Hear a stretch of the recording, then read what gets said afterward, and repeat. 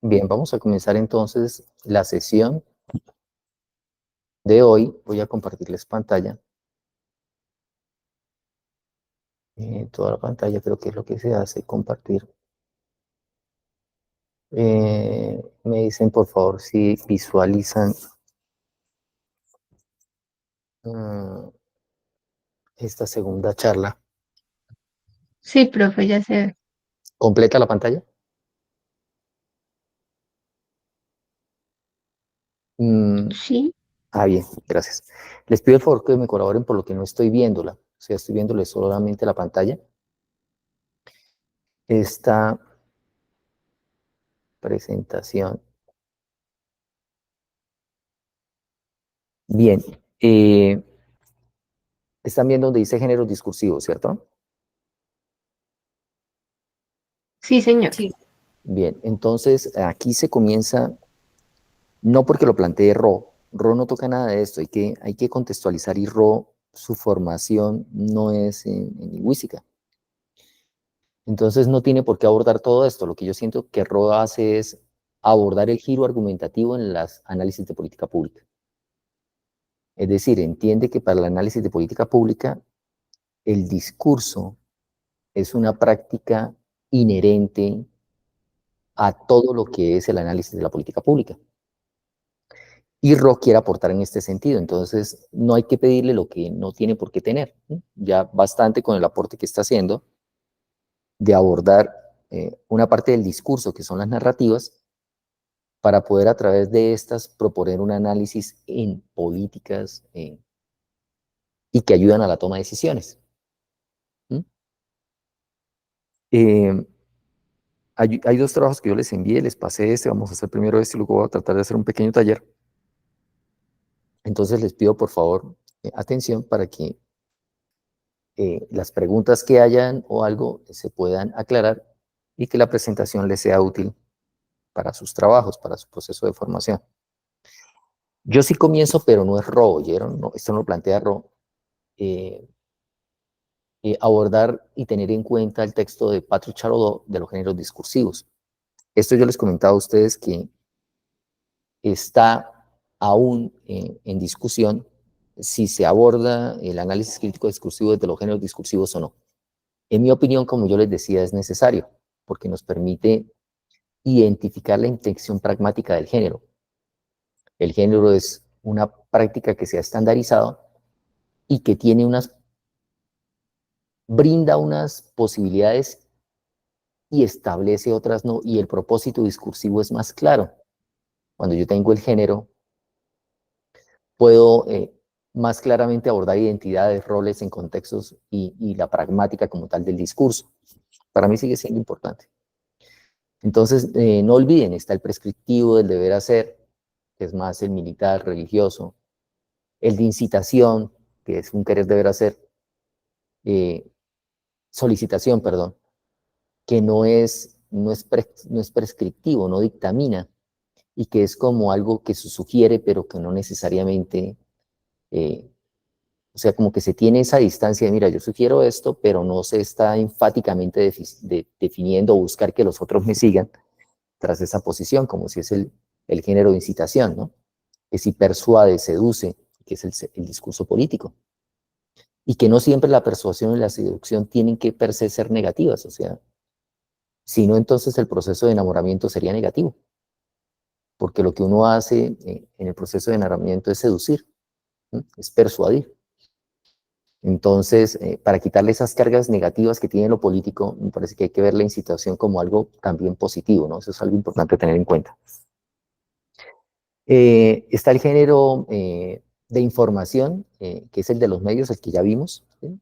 Como ustedes se dieron cuenta aquí, es bien interesante identificar eso porque esa información está mediada y mediatizada, principalmente mediatizada por intereses ideológicos, intereses políticos, intereses económicos, políticos, ¿no? Y donde la cultura hace parte de eso.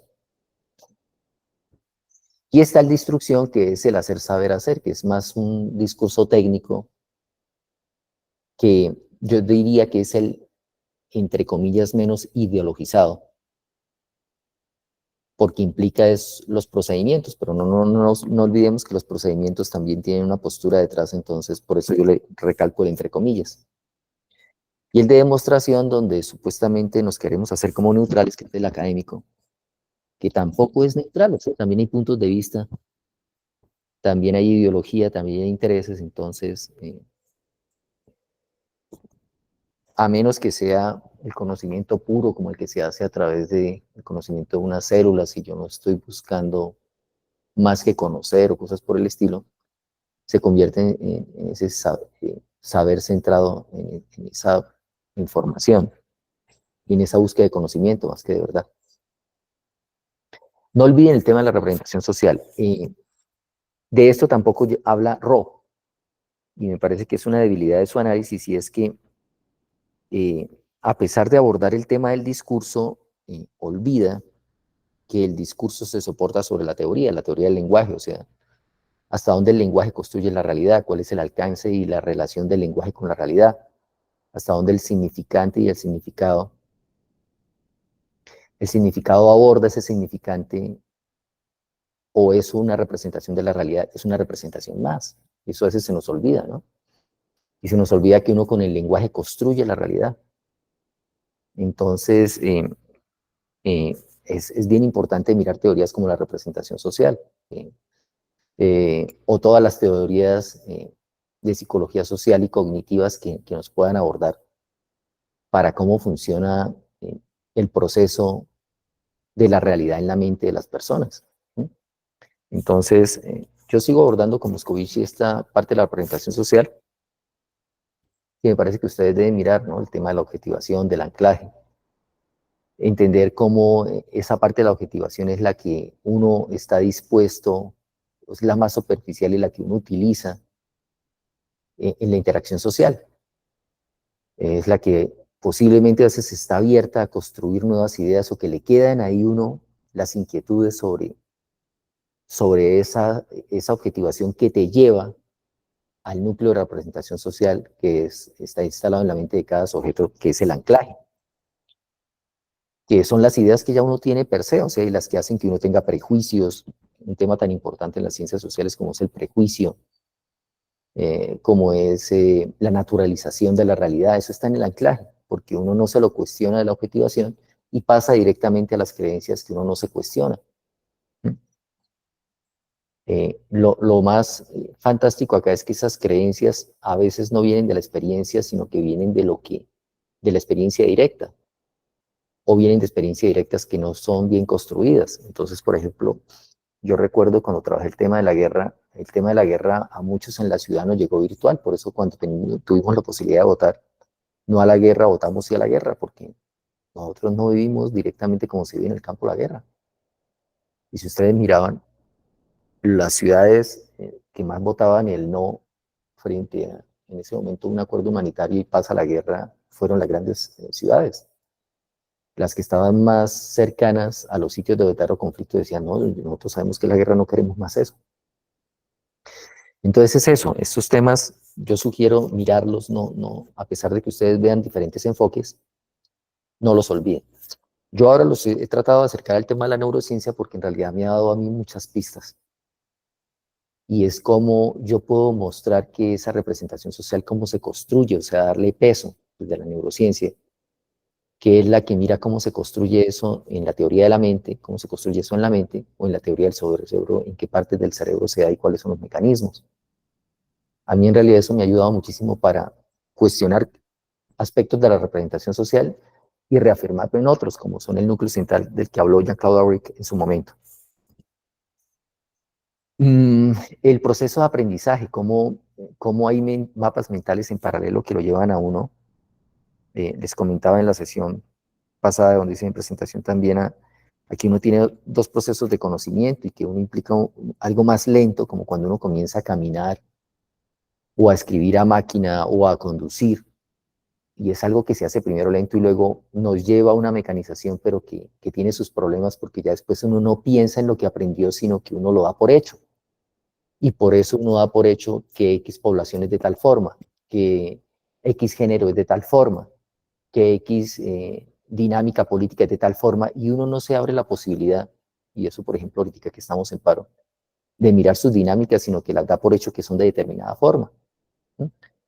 Y se acerca o se distancia sin esa crítica constructiva que ayude a o a avanzar o a dirigir esas prácticas de una mejor manera. Entonces, comencemos con el análisis narrativo. El análisis narrativo que vamos a mirar lo plantea Emily Rowe, ¿sí? Desde este texto de Narrativa, Policy Analysis, Theory and Practice, ¿sí?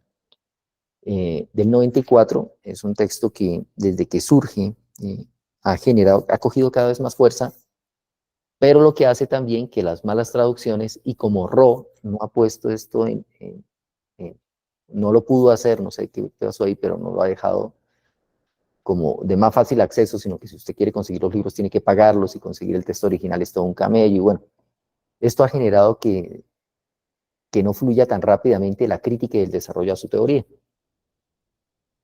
Entonces, hay unas ideas centrales que yo estuve rastreando en los dos textos que les pasé. He tratado de conseguir el libro original completo y estoy esperando que la Nacional abra el Gestor como base de datos nuevamente paga y no está pago. El Gestor tiene el libro, pero de que usted no esté habilitado le toca pagarlo, entonces me va a tocar comprarlo, pero no me gusta. No me gusta no porque no haya que pagarlo, sino por lo que implica esto frente al debate. Entonces voy a hacerlo, pero de todos modos las ideas que logré sacar de este documento original que yo les envié a ustedes son las siguientes. El primero es el tema de la tolerancia, o sea, Rowe plantea este texto en el 94 mirando una alternativa en los análisis de política pública y él dice, uno de los quid del asunto que yo voy a trabajar en mi método y en mi enfoque, yo diría que es el enfoque epistemológico que hace parte del método, es la tolerancia. Y es la tolerancia, en este caso, frente a las narrativas. Lo voy a explicar más adelante. Otro tiene que ver con la metanarrativa, es decir, la metanarrativa, él hace un aporte desde su enfoque y va más allá, ya que aquí cabe la inquietud que tuvo Ana María sobre el Q-Methodology. El Q-Methodology se aleja muchísimo de esto, o sea, el Q-Methodology coge unos puntos de vista, pero no tiene la suficiente rigurosidad como para poder verdaderamente establecer qué hay detrás de esos planteamientos y se queda como en lo que dicen los demás, o sea, es como una visión de encima sin mirar lo que hay debajo del iceberg en cada postura. ¿Sí?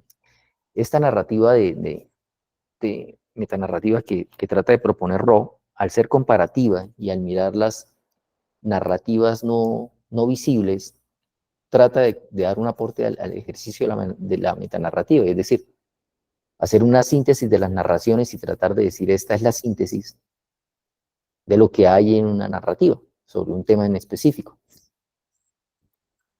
Otro tema que me parece que es central en el enfoque de Rowe es el tema de la indiferencia. Esto hace parte de su propuesta epistemológica, desde su postura epistemológica, y es, no hay que ser indiferente frente a las narrativas porque esto genera mayor antagonismo. Y fíjense que eso se ve, o sea, lo que tiene, yo creo que algo de lo que tiene a los estudiantes, a los sectores de estudiantes bastante inconformes es eso, es sentir que su punto de vista es tergiversado y que es ignorado. Entonces, Rowe retoma esa idea central, el tema de la indiferencia como un punto importante.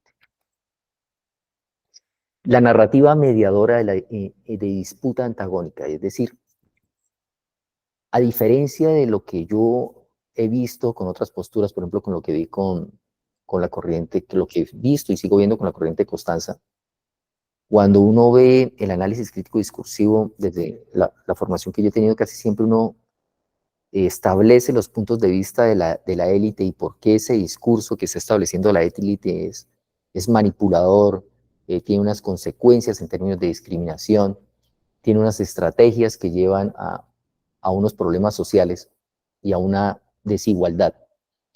Aquí Rowe se preocupa principalmente es por encontrar la narrativa mediadora. ¿Qué es la narrativa mediadora? Es como el camino desde las narrativas para darle un elemento al decisor de políticas o no lo ha desarrollado él, diría yo, o a las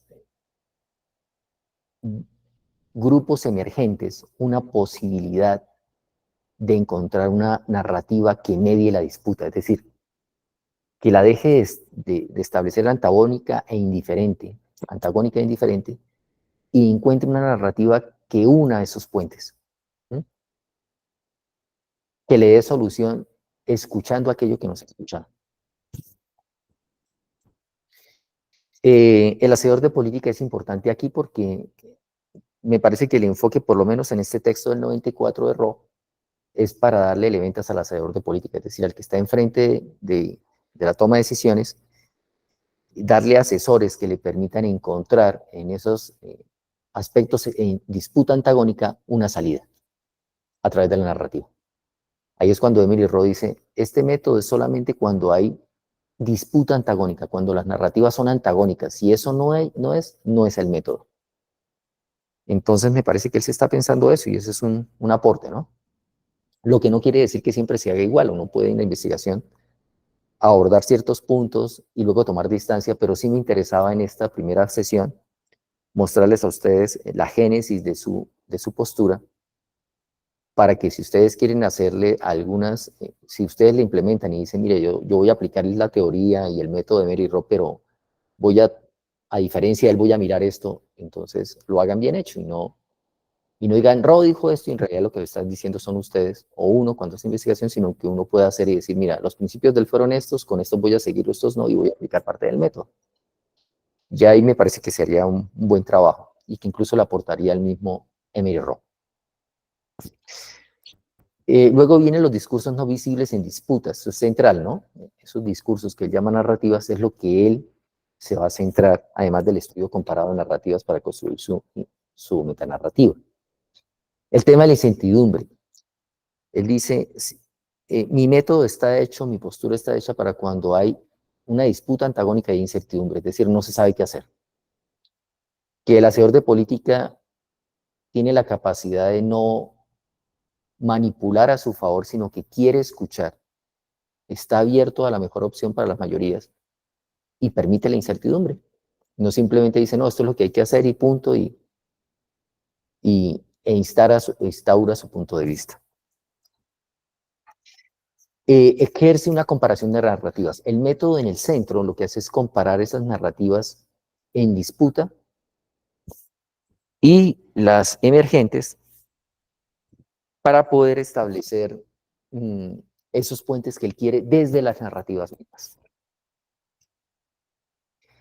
Y el otro tema que me parece importante que él toma son esas ideas cerradas frente a los otros que no permiten la construcción de puentes y generan esos estereotipos a través de las disputas que se dan mediante los intereses y valores que hay en un problema que tenga que ver con una toma de decisiones que afecta la vida pública, política, económica y social de las poblaciones.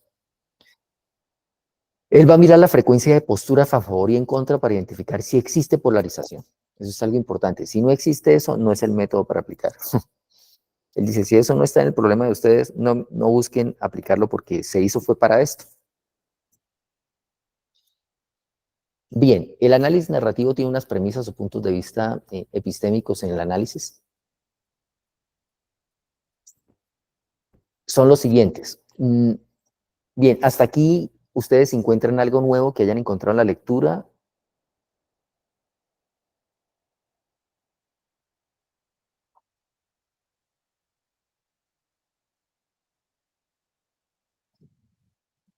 En ese sentido, ¿es posible, digamos, o valdría la pena buscarla completa? El texto sí, claro. Ah, Hay que pues, mirar el estudio de caso que él desarrolla y seguir profundizando porque lo que yo les pasé no está completo. Es la obra original, sí, pero está porque además incompleta. inicia como es como un epílogo, siento yo, como un cierre. Ujú. Vale. Sí. Entonces hay pistas, pero el texto hay que leerlo completo. Bien, entonces, más que buscar identificar polarizaciones en controversias políticas, de lo que se trata en este enfoque es de indagar sobre narrativas que sirvan de puente y que intermedien y hagan posible la resolución de problemas. A mí me pareció súper acertado este texto, incluso para lo que está sucediendo en la universidad, ¿sí? Y para varios de los temas que ustedes están trabajando. Otra de las premisas es trabajar sobre el espacio de incertidumbre en el que se encuentran las controversias políticas para trazar puentes. Es decir, es darle a los hacedores de política, ¿sí? O a quienes están en el campo de, de lucha, si se puede decir de alguna manera, eh, el, la disputa que se está dando, es encontrar en esas controversias los puentes. ¿Sí? Mirar el tema de la tolerancia como un aspecto necesario del análisis y la intolerancia como frente a narrativas de los otros o no nosotros, que eso lo trabajó Theo Van Dyke en su momento cuando él establece la teoría del nosotros y ellos en políticas, del que habla Van Dyke, que es usar el discurso político y que lleva a mayor polarización. Entonces, si bien Theo lo identifica, Theo Van Dyke lo identifica como un nosotros ellos siempre en política, el nosotros siempre es bueno, el ellos siempre es malo, el nosotros siempre hace cosas buenas, el ellos siempre hace cosas malas. Esa construcción que se da en el discurso político, en términos de Theo Van Dyke, es una práctica de la política pública, del discurso político. Acá, Emery Rowe plantea eso, plantea una tolerancia que permita que yo no sea intolerante frente al discurso del otro, que es una práctica política que tenemos, que Theo identificó, y que nos lleva a la mayor polarización. Se indaga las narrativas populares. Este es un tema bien interesante en el trabajo que yo les comenté que estoy dirigiendo de maestría en investigación. Este estudiante está mirando cómo ella es activista también y cómo es el discurso que sale a flote en las disputas. Hay muchos discursos que no salen a flote y que podrían ayudar a la disputa, que son esas narrativas populares. ¿Sí? Y no solo de las élites, o sea, mirar en realidad el actor que está sufriendo el problema que dice, ¿sí? Y no los intereses que pueden estar encubriendo cosas que están debajo y que no nos pueden ayudar a trazar esos puentes de los que habla Rob. Este autor reconoce junto a otros investigadores que el tema económico se ha ideologizado, es decir, o sea, ese es un aporte que me parece que es importante y es tomar uno de los aspectos que a ustedes siempre les he dicho, cuando se mira lo social, tiene tres aspectos, el político, el económico y el cultural. Y Roth toca también el tema económico y dice, la economía se ha ideologizado y por lo tanto ha llevado a la polarización e indiferencia, es decir, el discurso político, la narrativa económica es una narrativa que hay que mirar porque se ha ideologizado por unos tipos de discursos y se oculta otros que no permiten y se lleva a la indiferencia y esto polariza más las políticas económicas en términos de sus narrativas.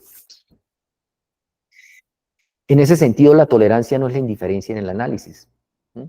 Que genera mayor polarización. La tolerancia es tener la capacidad de mirar aquellas narrativas que no se han mirado para establecer puentes, ¿sí?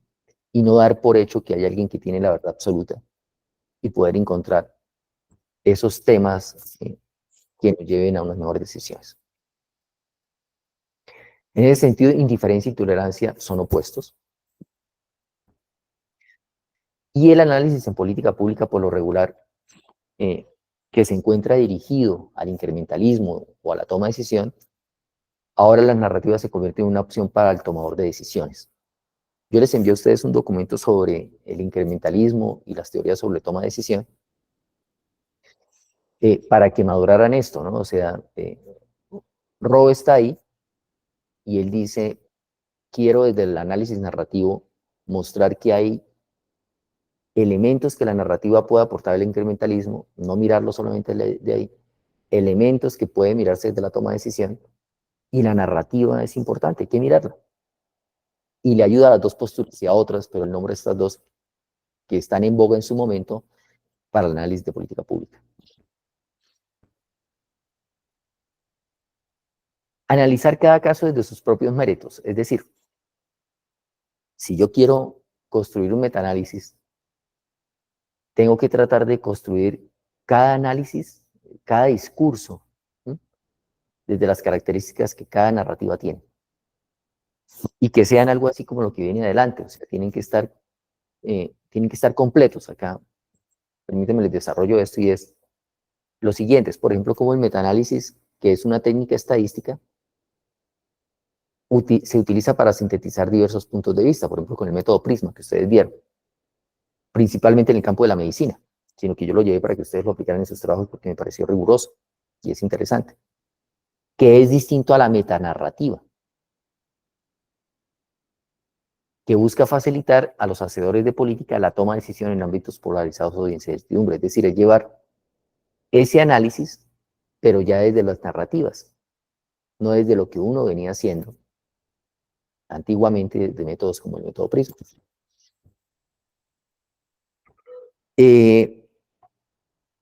Emily Rowe hace un llamado también a lo que en economía se trabaja desde el óptimo paretiano. El óptimo paretiano es aquella situación en la cual se cumple que no es posible beneficiar a una persona sin perjudicar a otra. Y él critica esto, él dice, en esa búsqueda de un equilibrio con mejor bienestar, donde ambos agentes aceptan el intercambio hasta el punto en que éste deja de generar beneficios mutuos, el óptimo de Pareto se basa en criterios de utilidad. Si algo genera o produce provecho, comodidad, fruto o interés sin perjudicar a otro, despertará un proceso natural de optimización que permitirá alcanzar un punto óptimo. Esto eh, lo critica Ro. Ro dice, no todos los actores implicados en el óptimo paretiano conocen las condiciones para estar en equidad e igualdad. Algo como lo que hablaba hoy la estudiante Estefanía, creo, lo que decía Estefanía hoy frente a la falta de información igual que se dio en el proceso de elección. Y que todas las voces han sido escuchadas o hay algunas en silencio. Entonces, esos puntos no se dan en el óptimo paretiano, siempre no se dan. Y es lo que hace que esto no funcione. Y lo que se resulta es imponiendo ciertos argumentos, hacerlos parecer como los argumentos e imponerlos. Y por eso él lo trae a colación. Él dice, si ahí se hiciera algo de análisis narrativo, pues se podría equilibrar mejor este óptimo paretiano y llevarlo a unos mejores fines. M. Roth Cuando también, hablamos de, dime, adelante, perdón, profe, adelante, no. cuando hablamos, digamos, de esta idea de escuchar todas las voces, ¿qué pasa cuando no es tan, cuando esas voces no están en presente, ¿no? Digamos, yo acá, mi cuestionamiento a mí misma es ese, ¿no? O sea, voy a reconstruir, pero pues ya no son eventos en presente. Y pues mientras pase más tiempo, mientras voy recogiendo los datos, ahí esto cambia, las voces sí están siendo escuchadas Mm, o ahí cómo se podría revisar esto. sí, claro, ahí habría un gap. Y el Mm, gap es que se cuenta con el material que hay y sobre ese habría que hacer el análisis. Lo que yo sugeriría ahí es unas entrevistas. Lo que yo sugeriría, o presentar el resultado con ese Vale, gap, ¿no? Porque a vale. veces es imposible. Por ejemplo, yo te digo, hay sitios donde por más que estén los actores, yo no podría. Por ejemplo, un sitio de alto conflicto, paramilitarismo o guerrillas o algo donde yo sé que si yo voy, pues primero no voy a obtener la información a menos que tenga muy buenos contactos. Y lo otro que la información que me van a dar pues va a estar, tiene un aspecto de coerción que no va a permitir que fluya la verdad porque la gente tiene miedo. ¿Mm? Entonces hay sitios donde se podría hacer de una forma más óptima y otra no, el análisis narrativo. Este es el óptimo, ¿no? O sea, en teoría lo óptimo sería eso, pero siempre no se puede dar. Entonces, eso obligaría en tu caso, Ana María, en tu caso, Lorena. gracias Lorena, gracias por acordarme y corregir, qué pena contigo. En tu caso, Lorena, Listo. es eso, es decir, bueno, yo voy a aplicar el método, pero tengo estas limitantes y con base en estas limitantes salió eso, pero estoy Que es un respetando, poco lo que señala el trabajo de maestría, ¿no? Él lo dice, ¿no? Él sí, hace como también, dice, pues, cuáles serían como los problemas que él enfrentó, ¿no? Entonces, total, es eso es madurez investigativa, la madurez investigativa trata de que uno metodológicamente diga qué se pudo, qué no se pudo y no simplemente mostrar todo perfecto, ¿no? Para que, mira, yo utilicé todo perfecto, salió todo perfecto, mi investigación es perfecta, no, esa es la mm, madurez investigativa. Ujú. Bien, El análisis narrativo para la política pública implica tener en cuenta aspectos como cuáles: la polarización, la incertidumbre que les había dicho, dar respuesta a las demandas del momento con un riesgo personal. Mira, aquí esto es bien importante y es, yo no puedo decir, no, simplemente como soy académico no hay responsabilidad. No, sí la hay también, porque este es un discurso con fuerza. El discurso académico es un discurso que en determinados contextos tiene mucho peso. Hay contextos culturales en que el discurso académico tiene muchísimo peso. Yo cuando estuve en Singapur, allá yo decía, yo soy profesor y me decían, uy, maestro. Yo les decía, ¿cómo así? O sea, para ellos es algo con muchísimo peso el discurso académico. Para nosotros no. Para nosotros el discurso académico es uno más manipulable, manipulador, ¿sí? Porque nuestra cultura es distinta. Nosotros nos hemos prestado mucho para el engaño desde el discurso académico. El discurso académico se ha prestado para ver lo que ustedes vieron desde el discurso publicitario, para hacer ideología. Entonces, es eso, o sea, toda postura tiene de todos modos ideología. Es que es difícil, o sea, es casi que imposible desprendernos de la ideología porque la ideología tiene que ver con nuestros valores.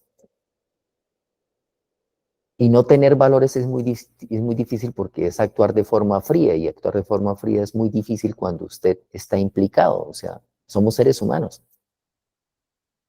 Entonces no podemos actuar sin valores, sin intereses, sin afectos, es muy difícil. Lo que podemos es exorcizarlos, es decir son estos y con base en eso esa es mi postura. Y esa es mi postura en la investigación. Ya les queda a ustedes construir la propia, yo les estoy dando la mía. La mía es esa. ¿Terminaste a las 8 o a las 10? 8. Bien, la pregunta es, todos los actores, el análisis narrativo es un enfoque que liga los análisis de política con las teorías literarias. Yo iría con los temas del discurso, ¿no? A mí me parece que ya hay suficiente desarrollo el momento en que Roe escribe el texto. A este momento, definitivamente el discurso es el que él eh, toma como base para su estudio, es la narrativa que hace parte del discurso, es una parte más del discurso que el discurso narrativo, que es el que se cuenta a través de historias.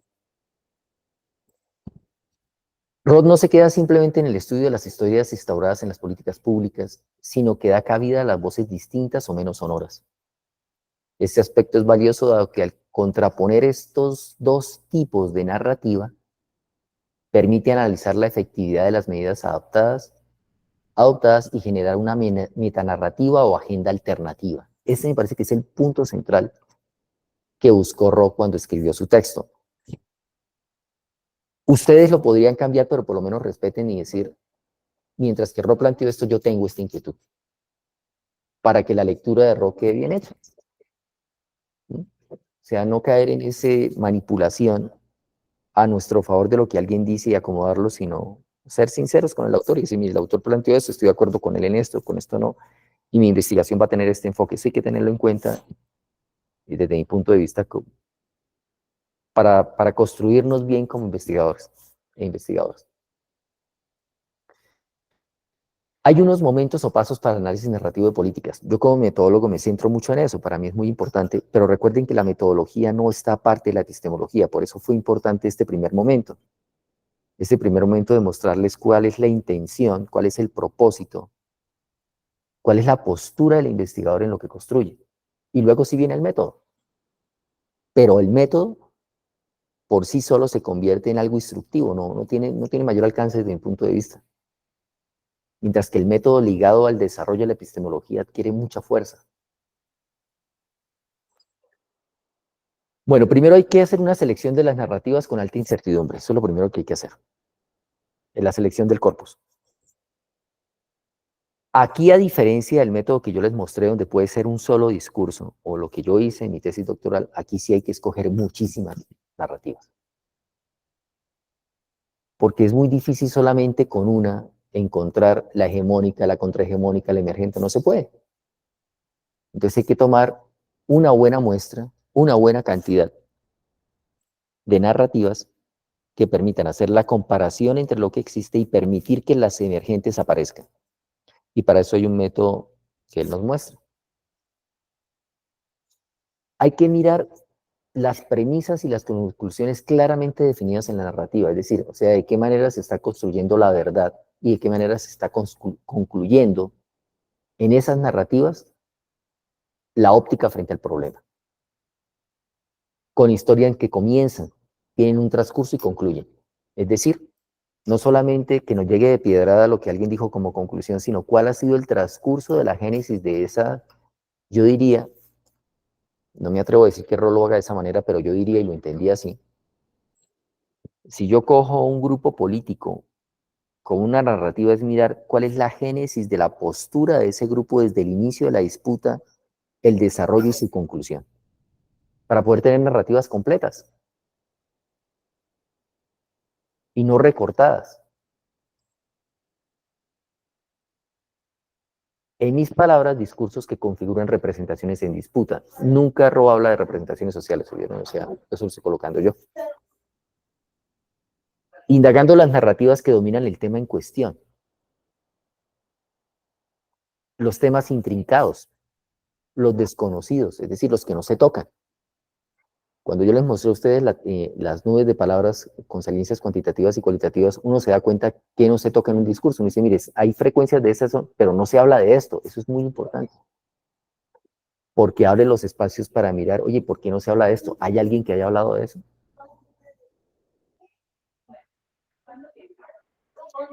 Esos desconocidos, esas narrativas desconocidas y con poco acuerdo, y que por eso no fluyen en la postura, en los debates, porque no alcanzan ese nivel, o sea, no, como tienen poco acuerdo, no alcanzan a salir a flote.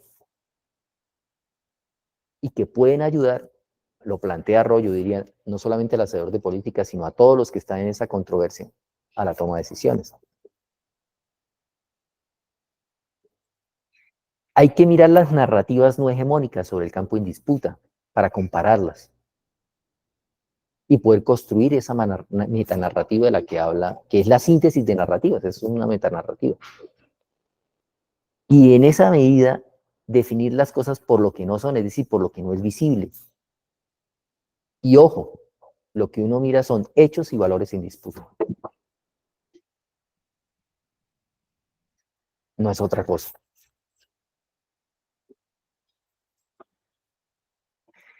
Mirar en el campo de la política para la metanarrativa, la agenda, la suficiencia de información.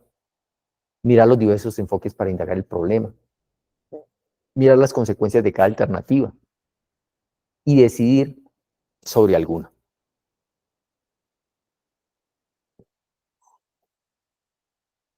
El análisis narrativo me tienes que permitir a mí llevar una... Profe, ¿podrías volver un segundito a la anterior diapositiva? Un Dime. segundito. Sí, claro. Dime. Listo, Dile a no, tu mamá solo que te eso. coloque Era las para llantas. mirar que se me fue una cosita. Me Ujú. estaba escribiendo, pero ya, gracias, profe. Hay que codificar las entrevistas en torno al problema, es decir, o sea, ese es el quid del asunto de la codificación. Yo miro cuál es el problema, el tema de disputa, y con base a eso voy construyendo los códigos que me van a decir cuáles son los tópicos sobre ese tema que están en disputa. Les pongo un ejemplo.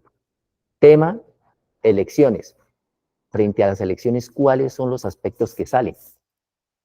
Entonces hoy lo decía Estefanía, profesor, uno del tema que ella nos comentaba que me pareció súper bonito, que es el tema de, del cuidado del otro, ¿no? El tema de la parresia que yo les comentaba. Entonces, es qué comienza a surgir y qué no surge en esos debates. Yo por eso le preguntaba, ¿y qué se habló de la economía? No, nada. Y dije, bueno, mira, yo ahí veo que, entonces, ¿por qué? ¿Por qué sí? ¿Por qué no? O sea, esas cosas dan pistas y que podrían llevar a nuevos puentes. Y hay que mirar las relaciones causales que esas narrativas tienen. Si esto, entonces pasa esto. Hay un autor en política pública que se llama Pierre Müller que lo llama los referenciales de política. Y el referencial de política son cómo yo construyo la argumentación sólida. Entonces yo digo, hay que hacer razonamientos porque estamos en fenómeno del niño. Y suena lógico, pero yo por qué no diría más que racionamiento de agua, yo por qué no diría hay que cambiar las prácticas para en mediano y largo plazo no tener que hacer recortes, ¿sí me hago entender? O sea, es cómo se construye una argumentación, una narrativa, argumentación causal y que la está soportando en unos autores y como yo les dije, o sea, desde su génesis, no recortados, o sea, no recortar el actor social solamente como concluyó, sino cuál ha sido el principio frente a la controversia de su argumento, el medio y el desenlace y la forma en que le da conclusiones. Esos son los networks que yo les hablo a ustedes, relaciones de sentido. Esas relaciones de sentido hay que construirlas. Ron lo plantea, pero yo lo veo como unas relaciones de sentido. Hay que involucrar la mayor cantidad de actores en la controversia. O sea, es decir, en este caso, ir al tema de la tolerancia. No caer en la indiferencia. Con narrativas completas de principio a fin. Con herramientas de recolección de información abiertas. Es decir, cuando yo hago la entrevista, no solamente enfocarme en lo que yo quiero, sino que permitir, si hay un tema que guía, que en este caso es el problema, permitir que el actor me sugiera otros problemas, permitir no solamente lo que yo quiero ver. A eso se refiere con la información abierta en estructura no estructurada. Pero orientadas a encontrar términos medios más que la polarización. ¿Qué nuevas ideas? O sea, eso tiene que estar en la indagación. O sea, bueno, ¿y usted qué, además de lo que se ha planteado, usted qué creería? ¿Cómo lo ve usted? ¿Usted cómo lo ha vivido? O sea, ¿cuál ha sido su proceso para llevar ahí esas nuevas narrativas y mirar a ver si esas nuevas narrativas pueden ayudar a darle una solución a esa polarización?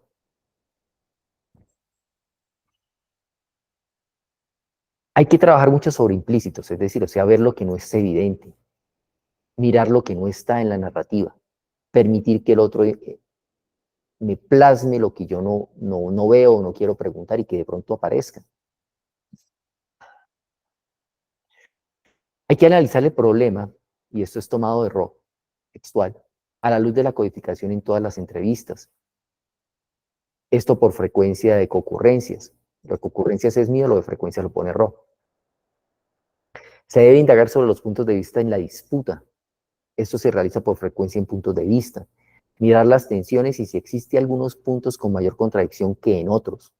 Y eso, claro, que uno lo puede hacer. Uno puede decir, mire, frente a este tema hay mayor contradicción, frente a este hay menos, frente a este hay acuerdos. Ese análisis hay que hacerlo para ir estableciendo puentes. Y no simplemente decir, no, aquí no se puede hacer nada, definitivamente no hay nada que hacer, es una polarización. No. Precisamente Roth lo que está dando es un método para poder llegar a una solución en temas de controversia. Hay que indagar sobre las historias, escenarios y argumentos que aseguran y estabilizan conjeturas para el diseño de las políticas, lo que yo les decía de los referenciales. En situaciones que persisten con muchos interrogantes y tienen un alto grado de interdependencia y un poco o ningún grado de acuerdo.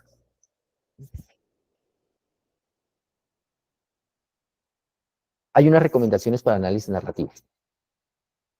Entonces, como lo denota Roth, mediante el análisis narrativo no solamente se trata de generar una crítica a estas narrativas que ha constituido la política, sino una mayor comprensión a las narrativas contenidas en esa política y a las representaciones generadas por la misma, para así lograr una respuesta real al problema. Lo de representaciones es mío, ¿vieron?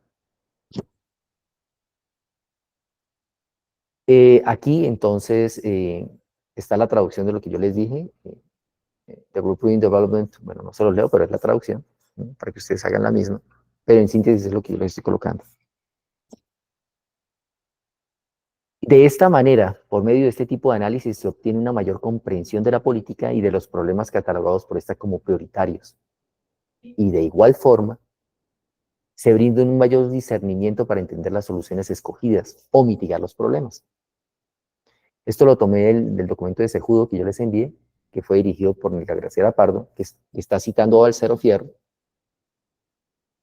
y él habla de metodologías constructivistas. Yo quería hacerles una precisión, y es que yo creo que más que metodologías constructivistas son construccionistas, es decir, el constructivismo es más de la psicología y el construccionismo es más de la psicología social, y hay que establecer una diferencia. Porque a mí más que lo que me diga el constructivismo desde el individuo, lo que me interesa es más qué se mueve en términos de los grupos, esas ideas colectivas. Entonces me interesa más que lo que piensa un sujeto es lo que se mueve en colectivo. Entonces yo por eso frente a esto tengo mi punto de vista. Para mí es más construccionismo que constructivismo. Y en ese sentido se puede explicar por qué ciertos temas se adoptan como problemas públicos y entran en la agenda gubernamental. Cómo el discurso vinculado con un problema define las soluciones escogidas. Cómo se construyen discursos para convencer y para legitimar las decisiones. Y cómo el discurso afecta también los procesos de implementación y evaluación de políticas.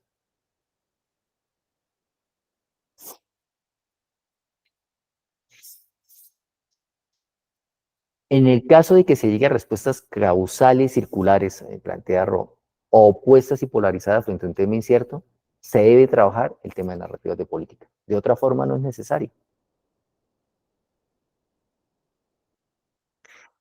El análisis narrativo se orienta a identificar las divisiones no conocidas, mirando la contraposición de posturas. O sea, se hacen las dos cosas al tiempo, la contraposición de posturas y las emergentes, contraposición y emergentes, contraposición y emergentes. El análisis narrativo aplica para problemas complejos, inciertos y de polarización, como yo les dije. Y el análisis de redes permite identificar los consensos y los disensos en las narrativas. Él lo llama metanarrativa, para identificar las profundas metanarrativas, y en eso yo les sugiero a ustedes utilizar herramientas como el Atlas TAI, el R, o hacerlo manual, pero es mejor con estos softwares, ¿sí? Porque permiten construir esa relación de sentido, mirar las tendencias, mirar a dónde se agrupan las a favor, dónde se agrupan las en contra, dónde están las narrativas emergentes, quiénes lo dicen y de una forma, como yo les dije, no como una pedrada, sino construidas desde su inicio, desarrollo y final en cada actor social. ¿Qué son los argumentos circulares? Son aquellos que no tienen un inicio, un medio y un fin en sí mismo, sino que no están basados muchas veces en experiencias empíricas, y eso yo lo construyo desde mis narrativas. Vuelvo a un tema que yo trabajé, no lo trabajé desde Mary Rowe, pero lo trabajé desde el discurso, y era cuando yo estaba estudiando el tema del acuerdo humanitario, o no, si se le daba el estatus político a la FARC o no, que lo trabajé en mi maestría. Y ahí yo miraba cómo muchas de estas construcciones no tenían desde el discurso una construcción empírica, es decir, habían llegado por los medios mediatizadas, pero no había una experiencia directa con el problema, ni el paramilitarismo, ni la guerrilla. Eran todos mediados, lo que los medios me habían dado. Entonces, la complejidad y la incertidumbre pueden identificarse como los problemas no relatados, sus causas y consecuencias, ¿sí?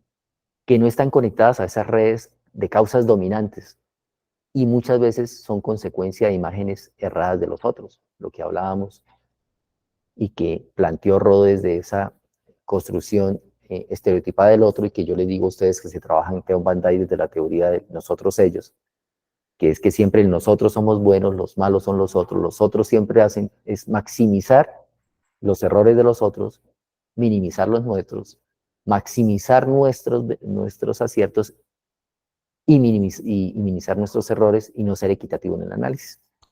Y ya Teun identificó desde hace mucho tiempo esa práctica en política pública.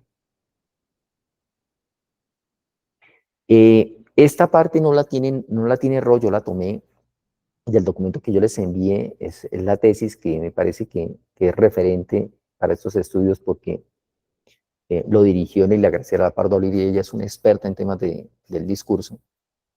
Y entonces ellos recurren a Jones. Jones, ¿por qué? Porque Jones hace narrativas. Entonces Jones tiene una forma de construir las narrativas que le sigue aportando a cómo lo hizo Ro, ¿no? Entonces, este autor plantea que hay que tener un escenario, y en ese escenario se sitúa el problema en un hilo específico y que está constituido por hechos que se dan por contexto, como yo les he explicado. Los parámetros legales que son incuestionados, las características de un determinado espacio geográfico, los datos demográficos y otros hechos con los que la mayoría de las partes están de acuerdo. Es decir, o sea, ese escenario hay que identificarlo en narrativas.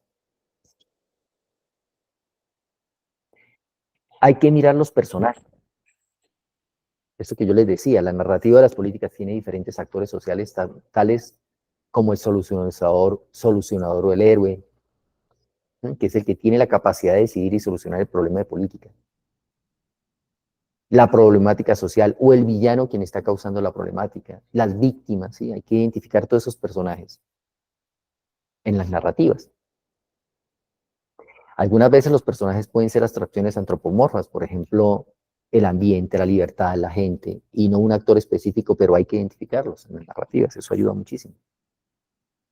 Hay que identificar la trama o el argumento en la narrativa. Usualmente las narrativas tienen un principio, un medio y un final. De eso habló Jarro, cuando él habla de construir esas narrativas completas, ¿no?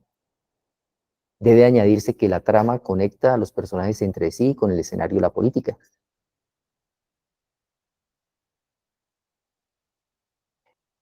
Y la solución o moraleja. La narrativa de la política usualmente ofrece una solución en forma de moraleja en la historia. Sin embargo, es posible que una comunicación pueda ser considerada como narrativa de política sin solución. Se puede dar.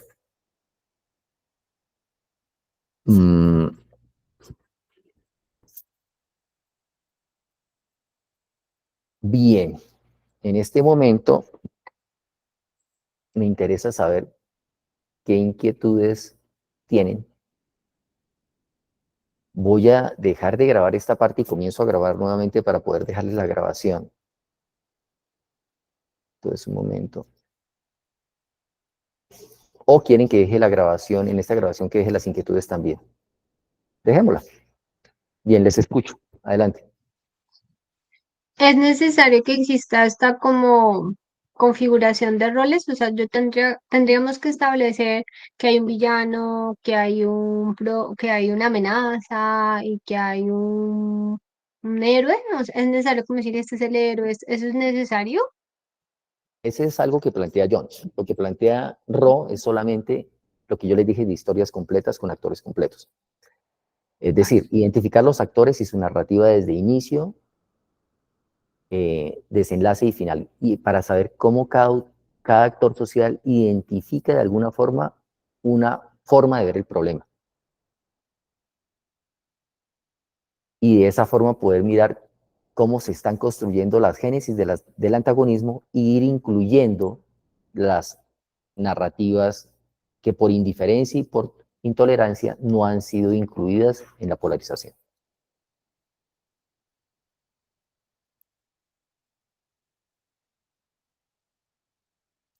¿Sí?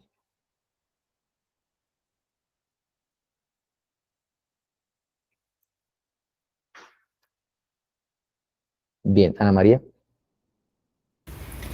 Profe, dos preguntitas. La primera, hablamos de que este tema de las entrevistas debe ser una, pues como gran cantidad para tener esa representación del tema que está en disputa. ¿Cómo defino qué es una gran cantidad? O sea, ¿cómo hago para definir a qué tantos actores voy a entrevistar para saber, pues para ahondar en el tema? Esa es la primera pregunta. Y la segunda es en esta parte también de los personajes, como menciona Lorena, pues digamos, si uno decide irse por ese lado o también por el otro de esta génesis del antagonismo, para definir el personaje antagónico o para definir como estas visiones, ¿no estaría también sesgado? Muy buenas preguntas. Bueno, la primera. Hay un tema en la teoría fundamental que se llama la estructuración teórica. Y es cuando yo encuentro que ya en ese grupo no hay nada nuevo que se plantee, ese es el momento de decir, está definido el grupo. Porque en ese grupo lo que ya se tenía que decir, vuelven a lo mismo, ya es circular, o sea, ya no me dicen nada nuevo. Ese es un momento en que la selección de mis narrativas está completa. Si soy exageradamente riguroso, si no hay que escoger, como yo les digo, con lo que haya, los casos que hay. Y ustedes tienen que ser bastante inteligentes en eso. ¿En qué sentido? O sea, ustedes no son un equipo de investigación. Son estudiantes solos enfrentados a una problemática que los sobrepasa a uno y que ha sobrepasado instituciones y que ha sobrepasado a muchos y que uno de forma quijotesca quiere dar puntadas. Entonces uno quisiera abordarlo todo y hacerlo todo, pero es imposible. O sea, eso solamente se hace en laboratorios de investigación. Okay. Eso sería lo primero. Lo segundo, entonces ahí sería como escoger esos casos relevantes, Ana María, o sea, los que yo vea que son y ya, o sea, y hasta donde se pueda, no puedo abordarlo todo. Y plantear que esa limitante, o sea, que por tiempo y que por algo se escogieron estas, pero que ya con esas hay unas luces, ¿sí? Que es por lo menos que uno puede decir, ya mira, ya con estas encontré unas luces. Y la segunda,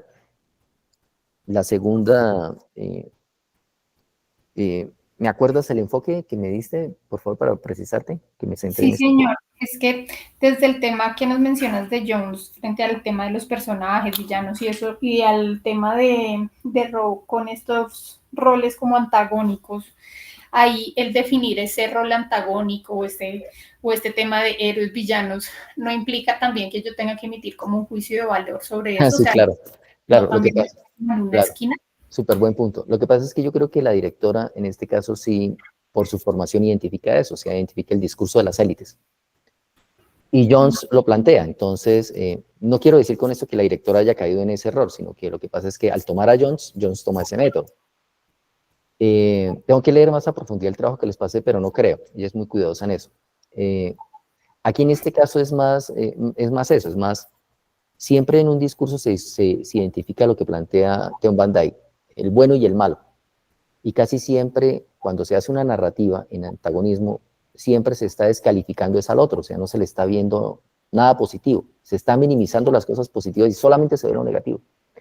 Y las mías se ven todas como positivas, a eso se refiere Jones. Yo por eso lo planteé más desde la teoría de Theon Van Dyke, de los unos y los otros que él plantea, del nosotros ellos, donde él dice, lo que se da en política pública es que casi siempre la construcción que se muestra del otro es una construcción negativa, donde se maximizan sus errores y se minimiza en total sus aciertos, y donde yo me muestro agrando mis elementos positivos y minimizo mis negativos, y esa es la forma en que yo presento la disputa.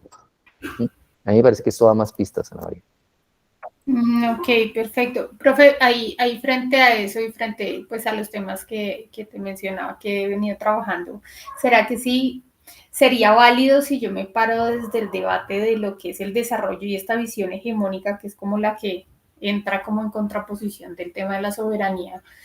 Ahí es posible decir que es la visión hegemónica como la antagonista y todo lo que se forma en esta visión como tecnocrática del desarrollo rural. Sí, ya tú lo tienes más claro, mira que ya identificas, tú misma en el campo de disputa ya estás identificando actores, eso ya es un avance, Ana María.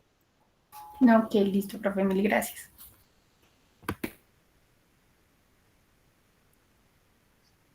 Bien, ¿alguien más o...?